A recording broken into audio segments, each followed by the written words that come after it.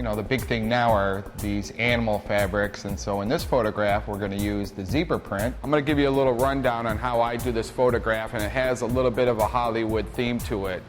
The way this whole thing started is I have a photographer friend of mine, Ken Cook, in Salinas, California, and he's been a photographer for over 50 years. So I was looking through some old photographs in his studio from the 40s and the 50s and came across a photograph something like this, and I'll kind of give you my little spin on how I do it. So to start, I've taken some fabric and I've hung it on the background back here, and the lights that we're going to use are pretty simple. They're called Westcott TD5 spider lights. And what's nice about them is they're daylight balanced fluorescent bulbs inside these units. What's nice about a fluorescent bulb is that it's frosted or it's coated. And what it'll do is it'll diffuse that bulb right at the beginning. So a lot of times if you watch me, I won't even use the diffusion material in front of the softbox. I'll just use that bulb raw because the quality that's coming out of it is so beautiful.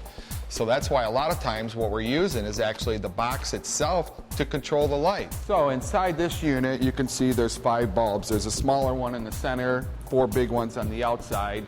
These are 50-watt bulbs. So what else is unique about it is that they're frosted, and anytime you have a frosted bulb, it's pretty much coming out with a beautiful quality of light even without the diffuser. So what I'll probably do is just get rid of this, throw it away, because now we're just going to use this box to control the light where it's going and keep the quality of light right where I want it to go.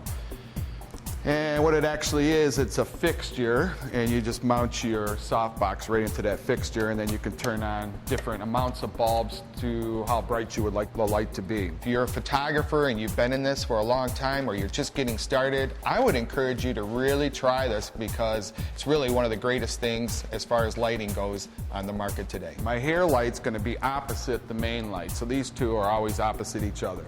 But what's unique about it is that it's a strip light, so it'll light the top of the hair and the sides of the hair. It has a fabric grid in here, and that's just going to keep the light from spilling onto the background, because I want the background to be lit with a background light right in the center. If this was to spill onto the background, it'd be brighter over here than it would be over there. And we want to make sure that this gets directed exactly where we want it. That's why it's placed here. So I'm going to come in with this hair light fairly close to her and just kind of tilt that in. And then you're controlling how bright you want that hair light by how many bulbs you turn on.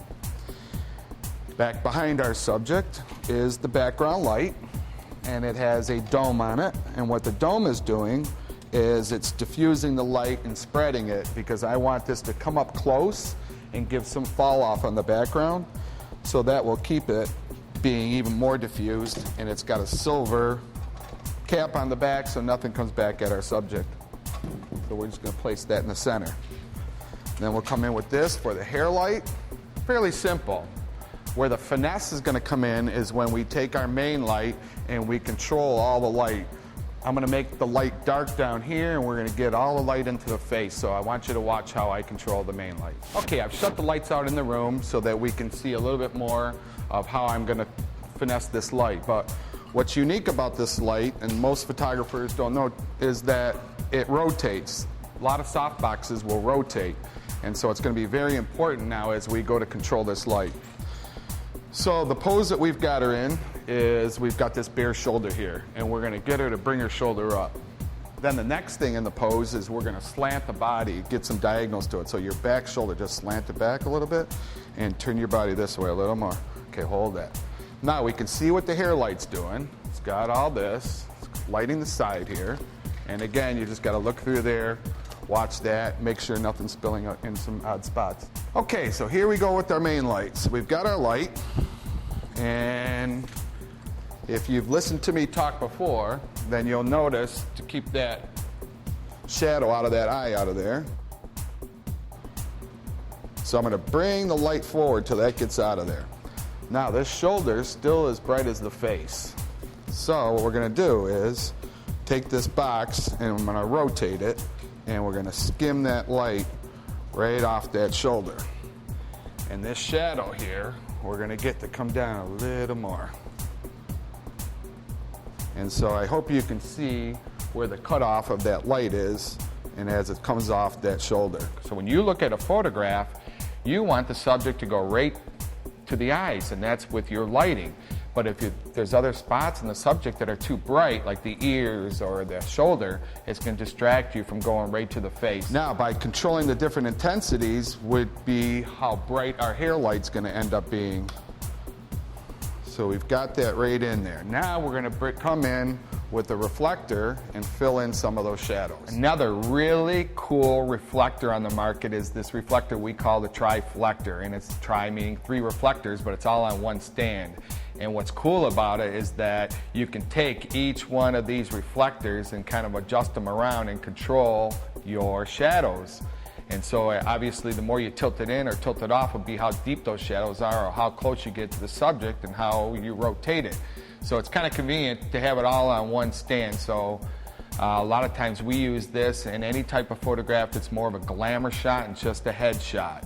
And when you get into the 3/4 and the full lengths, obviously you couldn't leave the reflector in there, and that's when we'll take the light and we'll actually put another light on the floor and shoot it up to get rid of the bags under the eyes. But for a nice close-up, it's a beautiful thing to use because you can get a little bit more control out of all the way around the subject's face. And we're going to adjust it a little bit. And we'll try to get some nice little sparklies in those eyes in there. Now what's nice about these lights is that they're constant. They're constantly on, they don't flash. So whatever you're seeing right there with your ratios is how that photograph's going to come out. Look how pretty that is. Okay, so one more time we're going to show you how we finesse this light. So here's with our light, just aim direct. And now watch as we come in and tilt it off and feather it in there. Now we're going to come in with our reflector.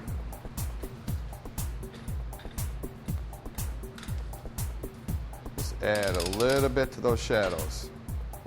Then we're going to come in with our hair light. And then we're going to come in with our background light. And let's take some photographs. In the first photograph, we can see how the main light is just aimed direct. It's not feathered.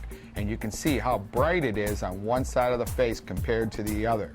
Now we take the main light and we feather it, or we aim it past center, and we've evened out the brightness of the light on both sides of the face. Now we come in with the Triflector and fill in the shadows. Now we turn the hair light on, and you can see how the hair is a continuation of the main light.